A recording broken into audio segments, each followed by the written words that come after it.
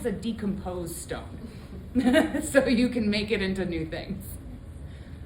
When you fire it, it's like a stone, but it's not quite a stone. All right, I'm gonna open this up. I have my base should be a little bit wider than this because I'm just thinking about the ratios. So this is about half the width of this, right? So I want a nice shape that comes down. So it starts, like if this is 9 inches wide, this is gonna start at 4.5. Just so that I can start to relate the proportions to each other and start to have a more complete pot at the end. If you wanted something that was very, very tall and narrow, you absolutely could make this narrower.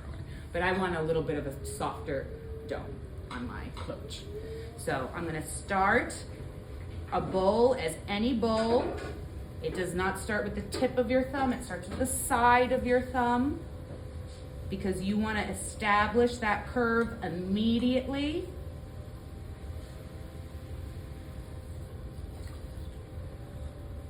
And then once it's deep enough that your thumbs don't reach down, you start with the karate chop. You can use the side of your hand. But I always keep compression on the rim when I am making a bowl, when I'm establishing this curve. Let me dry this out, see how deep I am. That feels really perfect for me. That's about the thickness of this. Then I'm going to round this out. So I'm just kind of going back and forth, rounding this out. And I'm gonna start to open my curve. So it's important that I support down here so I don't squish it into the floor. So I'm not like pushing or squeezing up, but as I push down, I'm not letting this part of the clay attach to the wheel head. And I'm gonna start to open that out into the wall, right?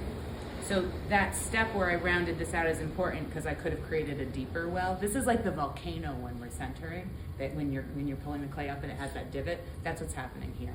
So I just need to kind of treat it like the volcano and push on each side until the center rises, right? There you go. All right, I'll dry this up. And then when you pull not straight up with more pressure on the outside than the in.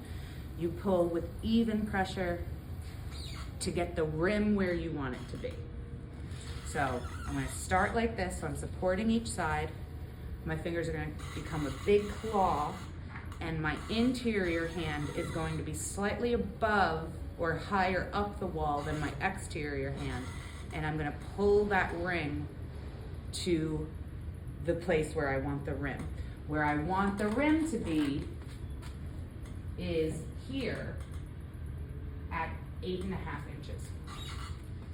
So right now it is 6.25 inches. I don't have that far to go. So this is going to be a pretty steep wall, giving me a lot of height for my boule.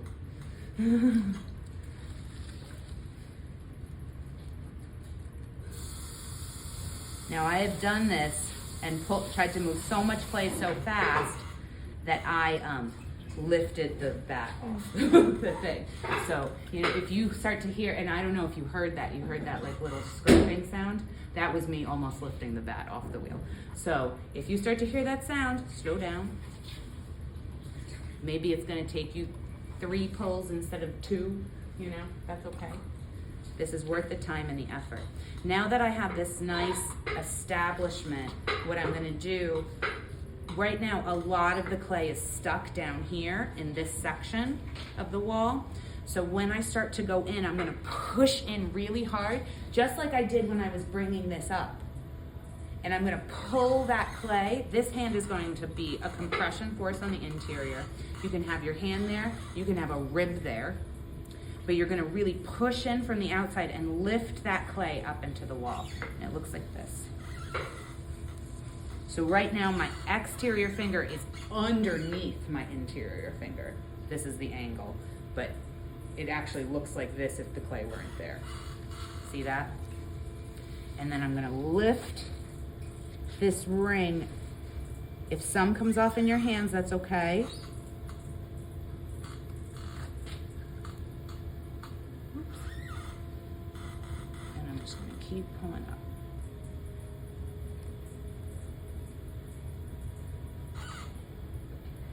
Lovely.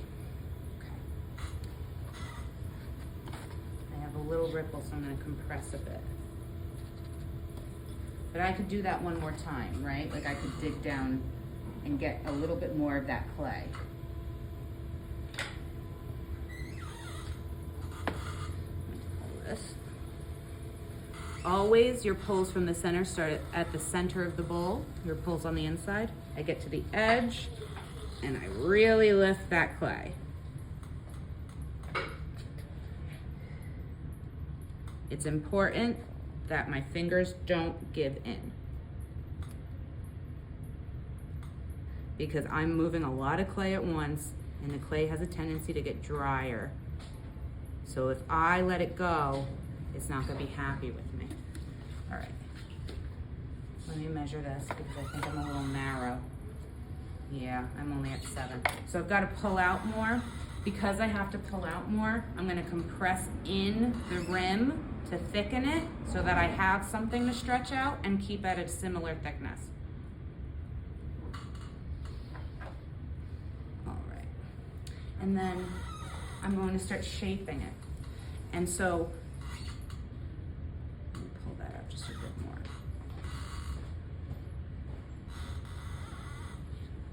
Okay. Measure one more time, because usually when I shape it, I grow about an inch. Yeah. So I'm at 8. I'm gonna grow to 9. I'm at like just under 8, so I'll go just under 9. So now I'm gonna start shaping it, and you can start this with your fingers and then do it with the rib, or you can do it entirely with the rib. But what I'm gonna do is I'm going to reach and hold different parts of the pot. Because my rim is pretty much where I want it to be, I'm just gonna do a little bit of adjusting at the end. I'm gonna hold the rim where it is, and this is the same for little bowls too, so this is a big bowl. You're gonna hold the rim where it is, start at the center with this hand, and that's why I say you can also use a rib. I'm gonna go slowly, and I'm going to just pay attention to the form and push out from the interior for my bell. I want a nice, tall loaf. It's getting a little dry. You can see it pulling on my skin. You can always stop and rehydrate as long as you pick up where you left off, right? There you go. But this is no fair weather friend. This is like a full 1/4 inch, this bowl. I'm gonna go back to my little yellow rib. I'm gonna put her here.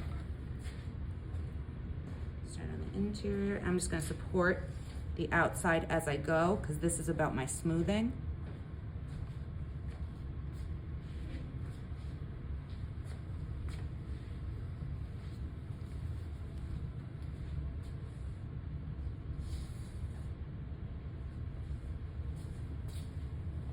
And the pressure is really pushing the wall outward, not downward, ever.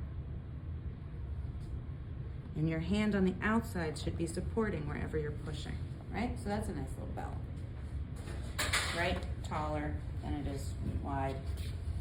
It doesn't have the continuous curve. I'm gonna use my red rib to smooth everything out, take some measurements, and then just do a little fine tuning.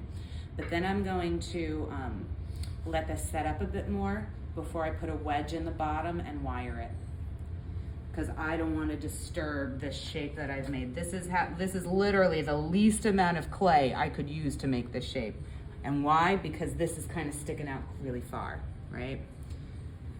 If I put too much pressure on it in any way at this point before it's had some time to set up, then I could knock it off center, make a little edge of it drop.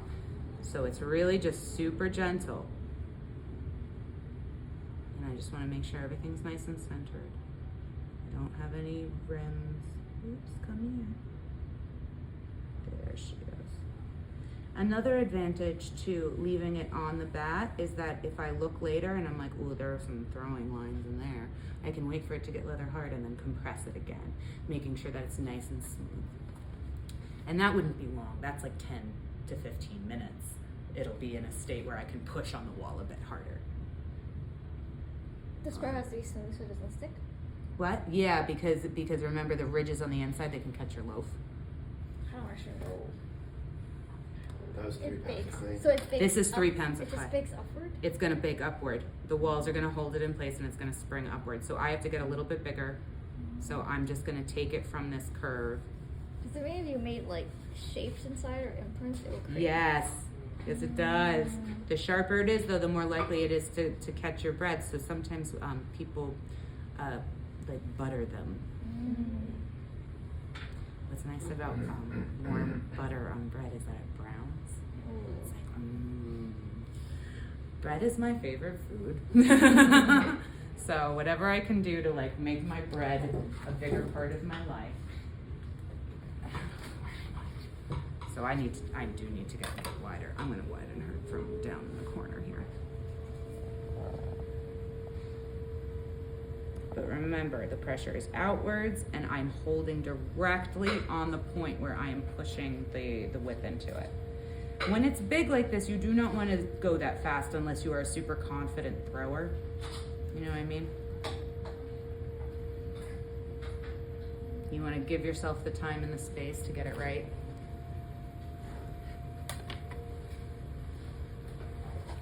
I'm just going to finesse this edge a little bit more. But then I'm going to compress my rim and then clean my bat and then leave it alone and make a tagine. It's dinner time. I know, I'm sorry everybody. I should have brought you food.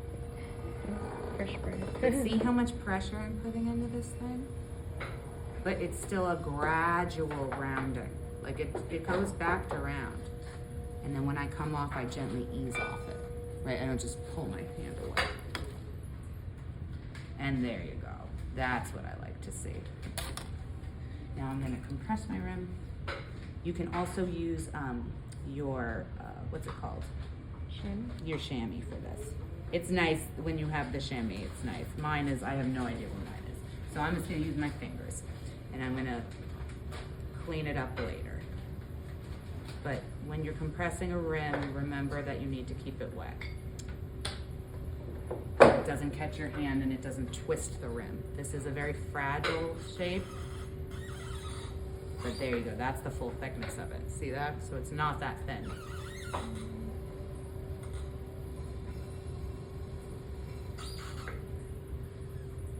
The other thing that I'm thinking about right now is what's the angle that this comes up?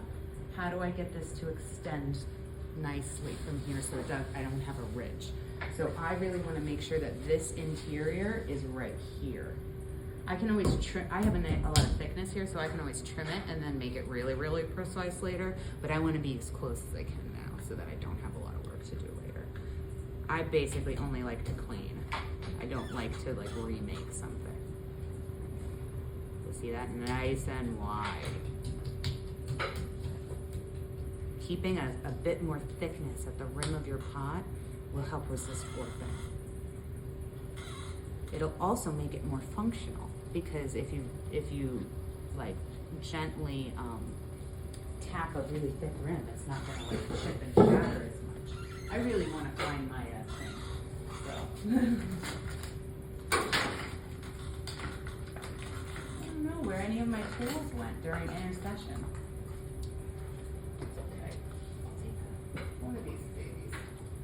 I'll cut myself a new one. Does anybody not have a chamois and needs a chamois? I need one. Here's a little rim chamois for you to wrap around the rims of your pot. That's my first. I really love a nice compressed functional rim on like a pasta bowl or a mixing bowl.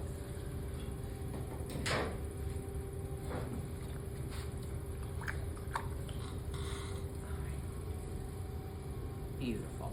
See, look how much faster that is. The right tool for the job.